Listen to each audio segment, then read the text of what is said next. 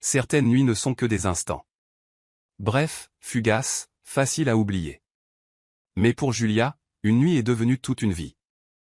Il a disparu aux premières lueurs de l'aube. Mais il a laissé derrière lui 3 petits battements de cœur qui, un jour, le retrouveraient.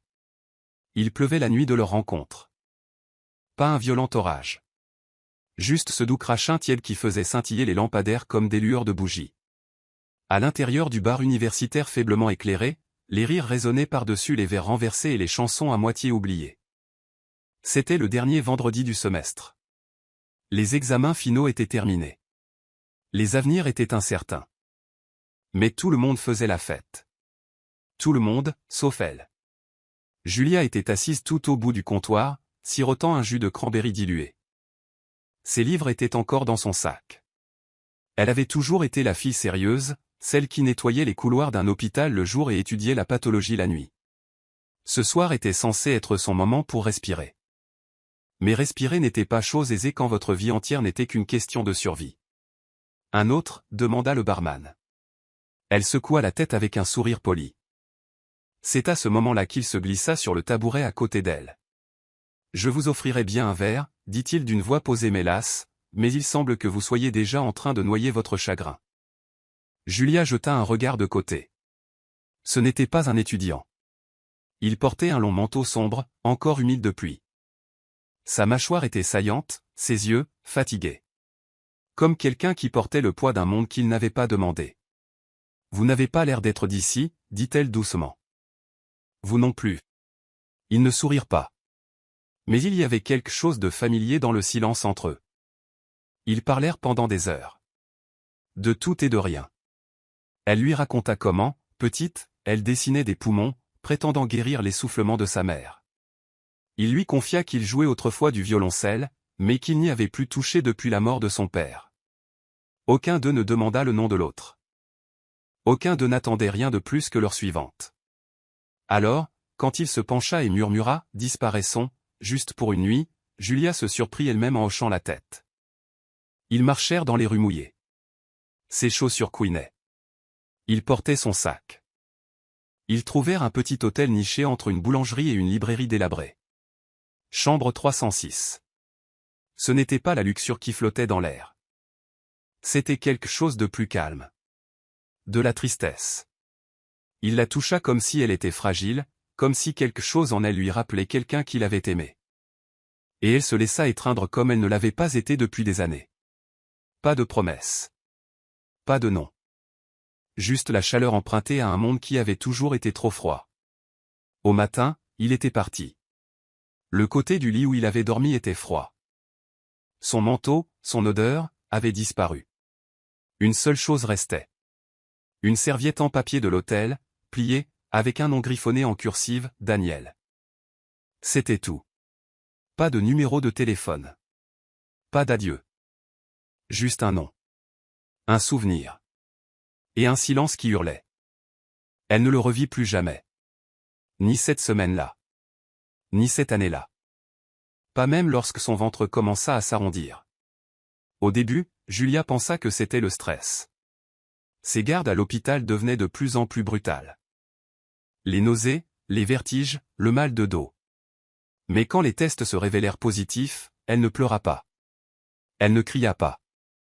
Elle resta simplement assise en silence. Parce que quelque chose, au plus profond d'elle, savait déjà. Ce n'était pas un seul enfant. 3 petits battements de cœur. 3 petits échos d'une nuit de tendresse oubliée. Tout le monde lui conseilla de les abandonner. Tu ne peux pas élever 3 bébés seuls, l'avertit son patron. Tu gâches ton avenir, dit un cousin. Le père était un fantôme. Sa mère était décédée des années auparavant. Son père n'avait jamais fait partie de sa vie. Et pourtant, quand elle vit cette première échographie, 3 lumières clignotantes sur un écran flou, Julia sourit. Pour la première fois, elle murmura « Je ne suis pas seule ». Parfois, l'amour ne ressemble pas à des roses ou à des bagues. Parfois, il ressemble à 3 petits coups de pied sous un uniforme usé. Il avait disparu après une nuit. Mais ce qu'il avait laissé derrière lui allait bientôt commencer à poser des questions. Elle les éleva avec des mains calleuses et des berceuses nées de la douleur. Aucun enfant ne demande à naître du silence. Mais ces trois-là ne manquèrent jamais d'amour. Seulement de la vérité. 6 ans plus tard. Les triplés étaient tout ce que Julia n'avait jamais eu dans son enfance, bruyants, curieux, gentils et incroyablement pleins de vie. Noah était le plus hardi, toujours en tête, défendant ses frères et sœurs avec la loyauté féroce d'un lionceau. Nathan, le doux cadet, parlait rarement mais dessinait avec des mains trop sages pour son âge. Et Nora, eh bien, Nora était l'étincelle. Le bout en train. Elle posait les questions auxquelles Julia ne pouvait jamais répondre. Pourquoi on n'a pas de papa? Il est mort? Où il se cache? Julia ne mentait jamais. Mais elle ne disait pas non plus toute la vérité. Votre papa était quelqu'un que j'ai rencontré une fois, disait-elle en pliant leurs chaussettes sur le petit matelas qu'ils partageaient tous. Il était gentil. Mais il a dû partir. Ils acceptaient cela. Les enfants n'ont pas toujours besoin de détails. Juste de douceur. Chaque matin commençait de la même manière. Julia se levait à 4h45, préparait le petit déjeuner avec ce qui lui restait, généralement du riz et des bananes plantains bouillies, habillait les enfants et les emmenait chez la voisine avant de se rendre à son premier travail. Elle nettoyait les sols d'un dispensaire communautaire, puis travaillait dans un petit restaurant de rue jusqu'au coucher du soleil. Le soir, elle récupérait ses enfants, leur donnait le bain, les nourrissait si elle avait de l'argent pour le dîner, puis leur racontait des histoires. Ils ne se plaignaient jamais. Même quand le courant était coupé. Même quand ils devaient partager une seule cuillère. Même quand la pluie s'infiltrait par le toit. Ils la serraient juste plus fort dans leurs bras. Nora fronça les sourcils. Nathan dit que je ressemble à cet homme sur le panneau d'affichage. Julia s'arrêta au milieu d'une bouchée. Quel homme? Nathan sortit un carnet froissé de son sac et l'ouvrit sur un dessin, un grand homme avec un long manteau, debout à côté d'une voiture noire. Il est toujours sur la route près des grandes maisons, dit-il. Il nous ressemble. Le cœur de Julia manqua un battement. Beaucoup d'hommes portent des manteaux, Nathan. Noah leva les yeux. Mais ses yeux sont comme les tiens, maman. Julia força un sourire.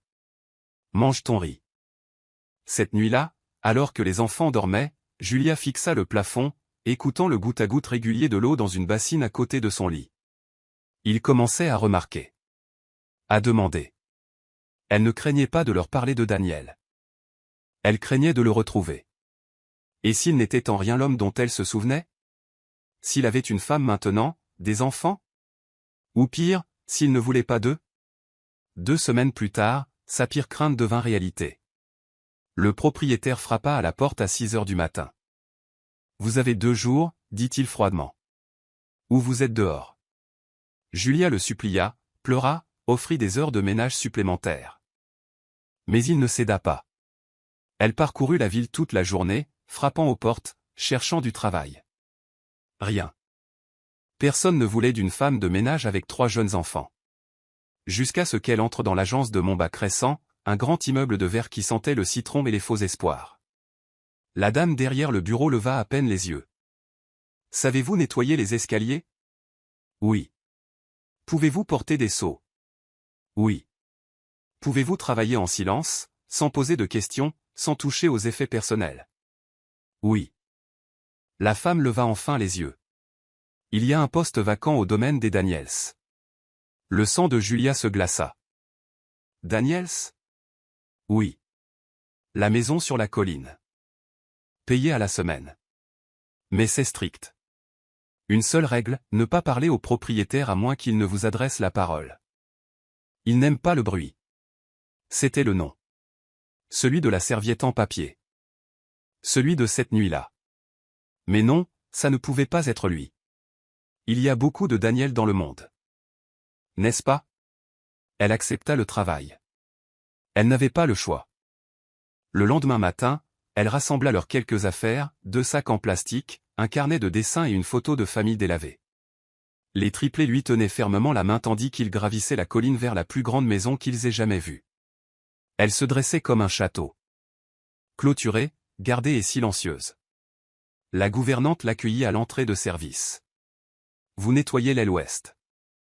Les enfants restent dans les quartiers du personnel. Le cœur de Julia se serra. Peuvent-ils rester dans la cuisine pendant que je travaille? Juste pour la première semaine. Je n'ai pas encore de nounou. La femme soupira. Gardez-les hors de vue. Si monsieur Daniels les voit, nous perdons toutes les deux notre emploi. Julia acquiesça. Elle conduisit les enfants sans bruit dans les quartiers du personnel.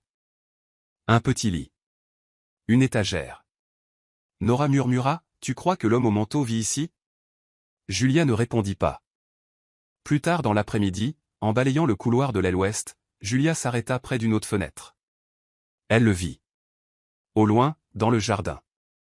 Manteau sombre. Épaules larges. Les mains dans les poches. Daniel. Plus âgé. Plus marqué. Mais c'était lui. Ses genoux se dérobèrent légèrement. Il était réel. Il avait toujours été réel.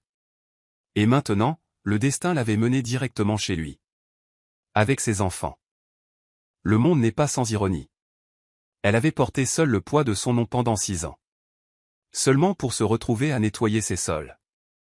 Pendant que ses enfants murmuraient, « Maman, pourquoi il nous ressemble ?» Absolument, voici la suite. Une maison peut renfermer des secrets. Mais certains secrets marchent sur 2 jambes, avec des yeux curieux et des questions qui résonnent dans des couloirs de marbre. Le domaine des Daniels ne ressemblait en rien aux espaces exigus que Julia avait nettoyés auparavant. Il s'étendait sur 2 hectares, perché au bord de la ville comme un géant endormi. 2 hauts murs de pierre. Des portails en fer forgé. De longues allées sinueuses. Le genre d'endroit où même le silence semblait coûter cher. À l'intérieur, tout était impeccable et froid. Des sols en marbre poli comme du verre. Des lustres suspendus comme des cascades de glace. Des portraits d'ancêtres inconnus alignés dans les couloirs, observant chaque mouvement. Et quelque part à l'intérieur, il y avait lui. Julia gardait la tête baissée. Toujours. Le personnel avait des règles, écrites et tacites. Ne pas regarder monsieur Daniels. Ne pas mentionner son nom. Ne pas entrer dans les laits. Ne pas amener de problème dans la maison. Elle savait suivre les règles. Elle avait survécu grâce aux règles pendant des années. Mais la règle la plus difficile était celle-ci, ne rien ressentir. Pas en passant devant le couloir où il se tenait sous la pluie il y a 6 ans. Pas quand son eau de Cologne flottait dans le couloir, faisant faiblir ses genoux. Pas quand ses enfants à lui, pressaient leur visage contre la vitre pour le regarder monter dans sa voiture. Noah sirotait un chocolat chaud dans une vieille tasse, les jambes se balançant sous le banc. Nathan était assis à côté de lui, dessinant encore. Cette fois, l'homme au manteau, encore et encore. Il n'a pas l'air méchant, lança Nora. Il a l'air triste. Julia remua leur porridge lentement, les yeux fixés sur le sol. Ne parlez pas de lui, mes amours. C'est juste quelqu'un pour qui nous travaillons. Mais pourquoi il nous ressemble, demanda Noah. Les mots restèrent suspendus dans l'air comme de la vapeur. Julia ne répondit pas. Les enfants étaient censés rester dans les petits quartiers du personnel, mais lors des après-midi calmes, Julia les laissait parfois explorer les jardins arrière pendant qu'elle nettoyait. C'était plus sûr que de les laisser à des étrangers. Et de plus, le jardin était le seul endroit où ses enfants pouvaient être des enfants. C'est là que c'est arrivé. Le domaine des Daniels avait un grand labyrinthe de haies, caché derrière les rosiers grimpants. Il était vieux, envahi par la végétation, rarement utilisé. Nathan s'y aventura plus profondément en dessinant des marguerites. Noah poursuivait un papillon. Nora escalada le muret de la fontaine pour voir l'horizon. C'est là qu'elle le vit. Monsieur Daniels, assis sur un banc de pierre. Seul. En train de lire. Nora le fixa. Puis l'interpella. « Et vous êtes perdu aussi ?» Daniel leva les yeux, surpris. Il ferma lentement son livre. La fillette sauta du muret et s'approcha. « Je vous connais. Vous êtes l'homme du panneau d'affichage. Celui qui vend des immeubles. » Daniel cligna des yeux. « Je vends des immeubles ? » « Oui. Maman dit que certaines personnes construisent des tours pour se sentir grandes. » Daniel eut un petit rire, le premier depuis des semaines. Il dévisagea la fillette. La ligne de sa mâchoire. Ses yeux. Quelque chose vacilla dans sa poitrine. « Comment t'appelles-tu, petite ?» Nora. Avant que Daniel ne puisse en demander plus, la voix de Julia retentit dans le jardin. Nora. Elle tourna au coin du sentier, à bout de souffle, les yeux écarquillés. Daniel se leva. Elle se figea. 6 années s'effondrèrent entre eux en un seul battement de cœur. Il la regarda. Pas avec colère. Ni même avec confusion. Juste avec reconnaissance. La même fille de l'hôtel. Le parfum de fraise. La voix douce. Son visage n'avait pas beaucoup changé, toujours fatigué, toujours beau, dissimulant toujours une tristesse derrière son sourire. Elle attrapa la main de Nora. « Je suis désolé, monsieur. » Elle s'est éloignée. Daniel hocha lentement la tête. « Ce n'est rien. » Julia garda les yeux baissés et éloigna sa fille. En partant, le regard de Daniel s'attarda sur sa main tenant celle de l'enfant, et sur le visage de l'enfant. Si familier. Il ne se souvenait pas de son nom. Mais son visage avait ravivé quelque chose en lui. Quelque chose qu'il pensait avoir enterré. La nuit où son père était mort. Plus tard dans la soirée, Julia était assise sur le petit lit, les bras enroulés autour de ses 3 enfants. Ils avaient des questions, bien sûr. Pourquoi avais-tu l'air effrayé, maman? Est-ce qu'il nous connaît? Est-ce qu'il n'est vraiment pas notre papa? Julia embrassa chaque front. Dormez, mes amours. Elle attendit que leur respiration ralentisse, que la pièce soit silencieuse. Puis elle sortit et s'appuya contre le mur du couloir, tremblante. Parce que maintenant, ce n'était plus seulement un souvenir. Ce n'était plus seulement de la peur. Maintenant, c'était réel. Il les avait vus. Tous. Et bien qu'il ne l'ait pas dit, pas demandé, elle l'avait vu dans ses yeux. Il savait que quelque chose n'allait pas. Daniel se tenait à la fenêtre, regardant les quartiers du personnel en contrebas. Il tenait une vieille photo dans sa main. C'était celle de son père. De sa maison d'enfance. Une image floue de cette nuit lointaine. La seule nuit où il avait fui le monde et trouvé la paix, pour la perdre à nouveau au lever du soleil. Il ne se souvenait pas de son nom. Mais il se souvenait de ce qu'elle lui avait fait ressentir. Comme s'il pouvait respirer. Et maintenant, cette même femme travaillait dans sa maison. Avec 3 enfants. Qui avait tous ses yeux. Certains secrets arrivent doucement. Sur de petits pieds. Avec des carnets de croquis et des sourires tachés de chocolat. Elle avait enterré la vérité dans le silence. Mais maintenant, le silence commençait à murmurer en retour. Il ne savait pas ce qui le hantait le plus, son silence à elle, ou leurs yeux à eux. La façon dont ils le regardaient comme s'il était plus qu'un homme. Comme s'il était quelqu'un qu'ils avaient déjà décidé d'aimer. Daniels n'avait jamais aimé les enfants. Ils étaient bruyants. Exigeants. Imprévisibles. Mais maintenant, il semblait le suivre partout. Dans les couloirs. Dans le jardin. Dans ses pensées. Le plus hardi, le garçon au regard intrépide et au menton carré, avait la même mâchoire déterminée qu'il voyait dans le miroir chaque matin. Le plus calme, toujours en train de dessiner, toujours en train de penser, avait exactement ses mains. Et la fille. Mon Dieu, la fille. Elle souriait comme sa mère. C'était ce qui le hantait le plus. Daniel s'appuya sur la balustrade en fer, un café à la main, observant la cour ouest en contrebas. Il les vit jouer. 3 enfants partageant une corde à sauter, se relayant, riant si fort que les oiseaux s'envolèrent. Julia se tenait à proximité, balayant silencieusement. Elle ne riait pas. Elle ne levait pas les yeux. Elle continuait simplement de balayer, comme si elle prétendait que rien de tout cela ne lui appartenait. Mais la façon dont elle les regardait, Daniel reconnut ce regard. C'était le regard de sa mère. Le même qu'elle avait tant le regardant avant que le cancer ne l'emporte. Plus tard dans la journée, il appela son assistant. Qui est la nouvelle femme de ménage dans l'aile ouest? L'assistant cligna des yeux. Oh. Julia. Engagée par l'agence il y a 2 semaines. Elle est discrète. Silencieuse. Travail dur. Daniel hocha la tête. Elle a des enfants. Oui, monsieur. Des triplés. Bien élevés. Aucun problème. Il fronça les sourcils. Nous n'autorisons pas les familles à loger ici. L'assistant hésita. Vous avez dit que vous vouliez que l'aile ouest soit calme. Elle est calme, monsieur. Daniel ne répondit pas. Julia était à genoux sur le sol, frottant les carreaux avec de vieux gants et un seau de vinaigre. Elle entendit les pas bien avant de le voir. Des chaussures cirées. Un rythme régulier.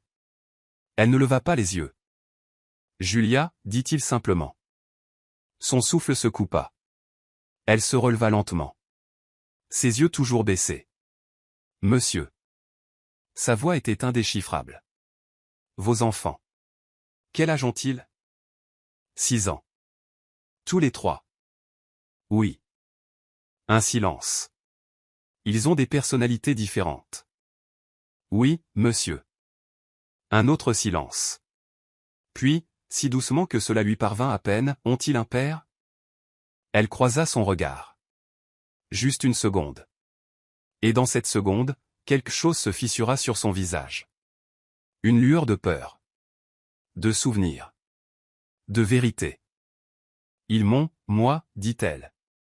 Puis elle se détourna et ramassa le seau. Il ne la retint pas. Elle voulait crier, ils t'ont, toi aussi. Mais comment dire la vérité à un homme qui avait oublié votre nom? À un homme qui avait tenu votre corps une fois, mais pas votre douleur. Cette nuit-là, Daniel ne put dormir. Il erra dans l'allée, celle où il ne laissait jamais le personnel entrer. Des souvenirs étaient enfermés dans cette partie de la maison. Des photos de son père. Son violoncelle, poussiéreux dans un coin. Une bouteille de whisky non ouverte depuis les funérailles. Il avait bâti sa fortune après la douleur. Après la perte. Après avoir disparu pendant des mois. Cette nuit-là, l'hôtel, la fille, il ne se souvenait jamais de son nom. Mais ses yeux étaient inoubliables. Était-ce possible? Le lendemain matin, sur le chemin du jardin, Julia marchait avec les enfants vers le potager du personnel. Elle avait obtenu un petit coin pour faire pousser des tomates. Daniel se tenait au loin, appuyé contre un arbre. Les triplés le virent les premiers. Et c'est encore l'homme, cria Noah. Bonjour, monsieur, ajouta Nora en agitant la main. Daniel sourit légèrement, surpris par la chaleur que cela lui procura. Nathan lui tendit un dessin. Une esquisse du jardin. Il avait dessiné Daniel assis sous un arbre avec eux 3 jouant autour de lui. Daniel prit le papier, les yeux écarquillés. C'est toi qui as dessiné ça? Nathan hocha la tête timidement. Pourquoi moi? Nathan haussa les épaules. Parce que vous avez l'air seul. Daniel ne dit rien. Sa gorge se serra. Julia intervint rapidement et rassembla les enfants. Allez. On rentre? Attendez, dit Daniel. Puis-je leur donner quelque chose? Julia se tourna, méfiante. Il s'agenouilla au niveau des enfants. Vous aimez les puzzles? Les yeux des triplés s'illuminèrent. Oui. Il sourit. Il y a un jeu de puzzle dans la bibliothèque. Demandez au majordome. Dites-lui que j'ai dit que c'était d'accord. Julia sembla vouloir protester, mais ne dit rien. Alors qu'elle les emmenait, Daniel jeta un nouveau coup d'œil au dessin. 3 visages souriants autour d'un homme silencieux. Et un mot griffonné en bas, de l'écriture désordonnée de Nora, famille. Ce n'était pas le sang qui parlait le premier. C'était la gentillesse. La façon dont les enfants savent qui leur appartient. Bien avant que les adultes ne le fassent. Ce soir-là, Julia était assise seule près de la cheminée du personnel. Ses mains tremblaient en dépliant une enveloppe du fond de son manteau. À l'intérieur, une lettre. Une photo. Un rapport ADN scellé. Elle les avait gardés toutes ces années. Juste au cas où. Au cas où il les trouverait un jour. Ou qu'il le trouverait. Elle fixa l'enveloppe, puis la replia et la remit dans la poche de son tablier. Demain. Peut-être demain. Certaines vérités ne frappent pas à la porte. Elles attendent tranquillement. Jusqu'à ce qu'un enfant l'ouvre. Avec un dessin. Et appelle un étranger, à nous. La suite du texte contient de nombreuses répétitions. J'ai fusionné les parties redondantes pour créer une narration fluide. Certains hommes portent leur culpabilité comme une ombre. On ne la voit pas toujours, mais elle les suit dans chaque pièce vide. Il avait bâti une vie sur le silence. Mais maintenant, 3 voix l'appelaient père. Daniel avait toujours été doué pour le contrôle. Il contrôlait les salles de conseil, les marchés, les actions, les gens. Mais il ne pouvait pas contrôler ça. Les dessins sur le bureau de son cabinet. Les petites empreintes de mains boueuses dans le couloir. L'écho du rire de Nora derrière la haie. Le regard têtu de Noah. La sagesse tranquille de Nathan. Et Julia. Il ne pouvait s'empêcher de se souvenir de ses mains. Comment elles avaient autrefois tremblé contre sa poitrine. Comment elles essuyaient maintenant des nez, pliaient des vêtements, frottaient ses sols en marbre. Discrètement, il ne dit rien au personnel, mais tout changea. Il ne fronçait plus les sourcils en voyant les triplés dans le couloir. Il laissa même une boîte de puzzles ouverte sur la table de la bibliothèque. Ils la trouvèrent. Et jouèrent. Et ne se demandèrent jamais pourquoi elle était là. Julia le remarqua aussi. Un matin, Nora arriva en courant. « Maman. Il nous a donné du jus. Dans de vrais verres. » Julia la fixa. « C'est vrai ? Et il a dit que Nathan devrait être un artiste. » La poitrine de Julia se serra. Quelque chose avait changé. Daniel était seul, regardant une vieille vidéo sur son téléphone. Sa mère. Avant la maladie. Riant. « Tu as toujours eu peur d'avoir besoin des gens, Danny, disait-elle à l'écran. C'est ta faiblesse. Et ta force. » Il mit la vidéo en pause. S'adossa. Il pensa à Julia, frottant en silence, trop fière pour demander de l'aide. Il pensa aux enfants, déjà habitués à être invisibles. Et il sut une chose. Il ne voulait pas les perdre. Pas encore. Julia faisait la vaisselle quand Daniel entra. Elle se figea, manquant de laisser tomber un verre. « Puis-je vous parler » demanda-t-il doucement. Elle hocha la tête, s'essuyant les mains. Ils sortirent dans le couloir de service. « J'ai réfléchi, dit-il. Je veux faire partie de leur vie. Mais je ne veux pas causer de tort. Je sais que j'ai disparu. Et que cela vous a tout coûté. » Julia déglutit difficilement. « Vous ne saviez pas, dit-elle doucement. Mais le silence a des conséquences. » Il baissa les yeux. « Je veux réparer ça. » Elle secoua la tête. « Ils ne sont pas quelque chose que l'on répare, Daniel. Ce sont des enfants. Ils posent des questions que vous ne pouvez pas acheter. Je ne veux pas acheter ma place. » Il prit une profonde inspiration. « Je veux être présent. De toutes les manières possibles. » Pour un homme qui possédait des gratte-ciel, il n'avait aucune idée de comment construire des ponts. Mais il essayait. Et parfois, essayer est le début de la rédemption. Ce week-end-là, il invita les enfants à déjeuner avec lui. Julia protesta. « Ils ne sont pas habitués à votre monde. » Mais Daniel sourit. « Laissez-les voir le mien. » Ce fut maladroit au début. Nathan fit tomber sa fourchette. Nora n'arrêtait pas de parler. Noah était assis, les bras croisés, observant chaque mouvement. Daniel ne s'en soucia pas. Il leur posa des questions sur leurs dessins animés préférés. Leurs dessins. Leurs rêves. Nathan dit qu'il voulait concevoir des jeux vidéo. Nora voulait être pilote. Noah ne dit rien, puis finit par marmonner « Je veux protéger maman. Comme elle nous protège. » La gorge de Daniel se serra. Il n'insista pas. Il se contenta de hocher la tête et de dire « C'est un rêve courageux. » Plus tard, Julia trouva une lettre sur son oreiller. C'était l'écriture de Daniel. « Julia, je sais que je ne peux pas effacer 6 ans. Mais je me souviens de la façon dont vous m'avez regardé une fois, avec confiance. Je veux regagner cela. Pas avec le pouvoir. Pas avec l'argent. Juste avec du temps. Et s'il m'appelle un jour papa, je veux que ce soit parce qu'il le ressente. Pas parce que je le demande. Daniel. » Elle serra la note et s'assit sur le bord du lit. Pour la première fois depuis des années, elle pleura, non de douleur, mais de soulagement. Quand le passé d'un homme entre en collision avec son avenir, il arrive rarement en murmurant. Parfois, il se présente à la grille d'entrée, habillé de jugement et armé d'un héritage. Une voiture noire et brillante s'arrêta devant le domaine des Daniels. De l'arrière sortit Veronica Daniels, la sœur du père de Daniel et membre du conseil d'administration de la Fondation Daniels. Veronica était de la glace en perles. Élégamment cruelle. Elle avait aidé à élever Daniel après le décès de sa mère, gérant le patrimoine familial et, plus important encore, sa réputation. Madame, dit le majordome, nous ne vous attendions pas. Je ne suis pas ici pour le thé, répondit-elle sèchement.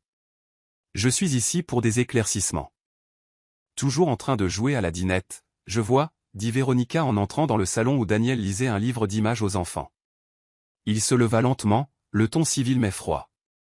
Véronica. Elle jeta un coup d'œil aux dessins des enfants sur les étagères. C'est ton nouveau passe-temps? Accueillir la progéniture du personnel. La mâchoire de Daniel se crispa. Ils ne sont pas juste une progéniture. Ils sont à moi. Véronica cligna des yeux. Tu ne peux pas être sérieux. Je le suis toujours. Et qui est la mère? Elle s'appelle Julia. La femme de ménage, siffla-t-elle.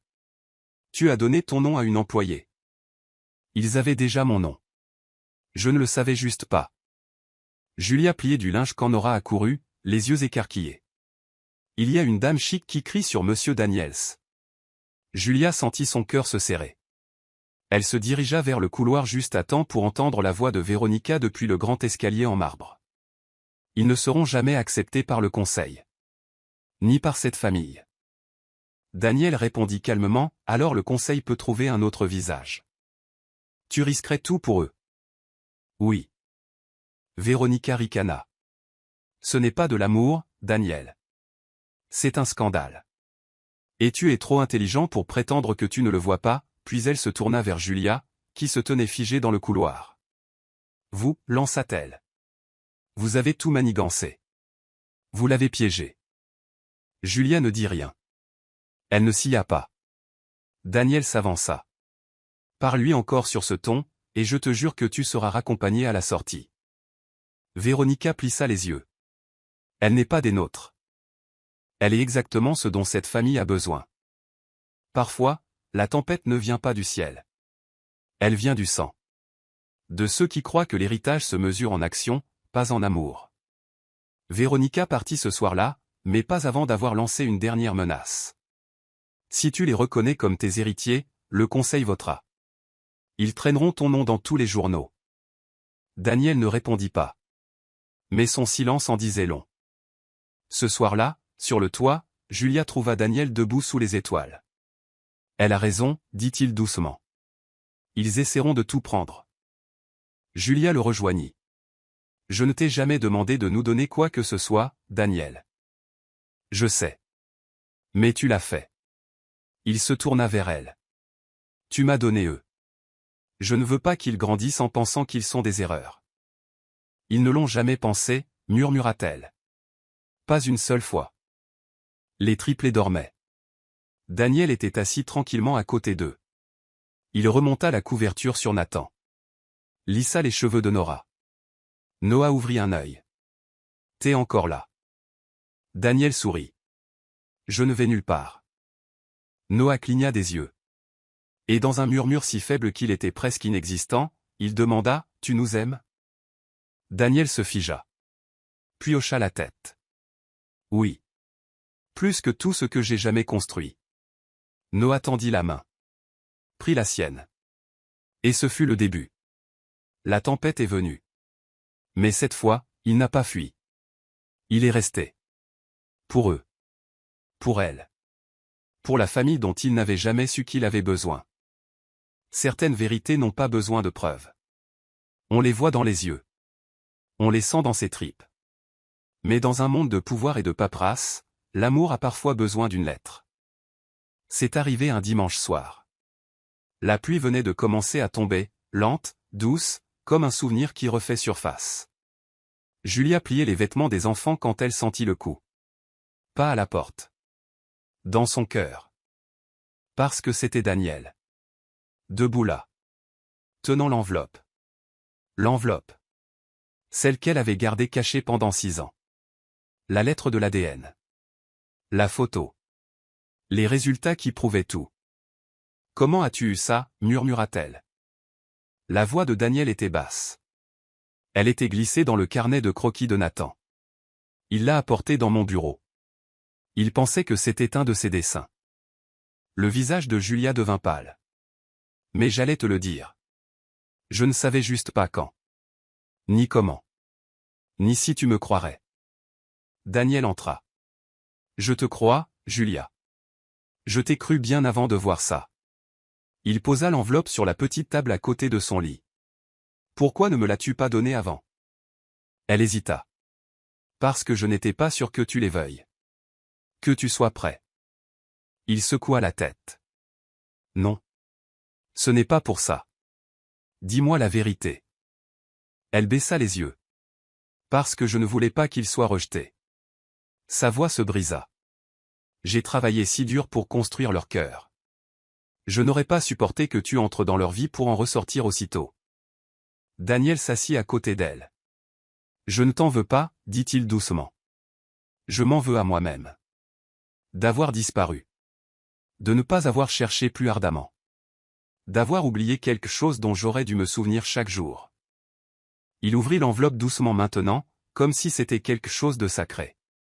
À l'intérieur, il sortit une photo en noir et blanc de Julia, 6 ans plus tôt, tenant 3 minuscules bébés sur son lit d'hôpital. Un papier plié estampillé d'un sceau de laboratoire, paternité confirmée. Une lettre manuscrite. Il la déplia. Cher Daniel. Je n'écris pas ceci pour exiger quoi que ce soit. Ni argent. Ni excuse. Ni explication. Je voulais juste que tu saches que quelque chose de beau est né de cette nuit. 3 belles choses, en fait. Ils ne connaissent pas ton nom. Mais ils posent des questions sur toi. Ils te dessinent à partir de souvenirs qu'ils ne devraient pas avoir. Ils rêvent d'un homme que j'ai à peine connu mais dont je me souviens dans mes os. Si jamais tu lis ceci, j'espère que tu es bon. Et si tu ne le es pas, alors s'il te plaît, reste loin. Parce qu'il mérite mieux que le silence. Julia. Daniel ne put parler pendant un long moment. Ses doigts tremblaient. Puis il dit, tu n'as jamais été juste une nuit, Julia. Tu as été une lumière dans la semaine la plus sombre de ma vie. J'ai enterré mon père et je t'ai trouvé le même jour. Mais je suis parti parce que j'avais peur de ressentir quoi que ce soit. Il se leva. Mais je n'ai plus peur. Devant un panel de dirigeants au visage de pierre, Daniel posa le dossier sur la table. Voici ma déclaration. Et voici la vérité. Ils l'ouvrirent. Des photos. Des actes de naissance. Une confirmation ADN. Des bulletins scolaires. Pourquoi révéler cela maintenant, demanda un homme. La réponse de Daniel fut simple. Parce que cacher mes enfants fait de moi un menteur. Et j'en ai fini de mentir. Et la presse? Je m'occuperai de la presse. Mais le conseil ne me dira pas comment être un père. Vous risquez la confiance de nos investisseurs. Daniel sourit. Je ne risque rien. Je revendique tout. Dans les quartiers du personnel, les enfants se précipitèrent dans la pièce, haletant. Maman, cria Nora. On nous a montré à la télé. Ils ont montré notre photo. Noah tendit une tablette du salon du majordome. Un titre clignotait sur l'écran, un PDG milliardaire reconnaît ses triplés secrets. Ils sont ma plus grande invention. Julia haleta. Puis elle vit la photo de Daniel tenant chaque enfant dans ses bras, debout dans le jardin du manoir. Ses genoux cédèrent. Elle s'assit sur le bord du lit. Et pleura. Ce soir-là, Daniel revint. Pas de costume. Pas de garde du corps. Juste lui.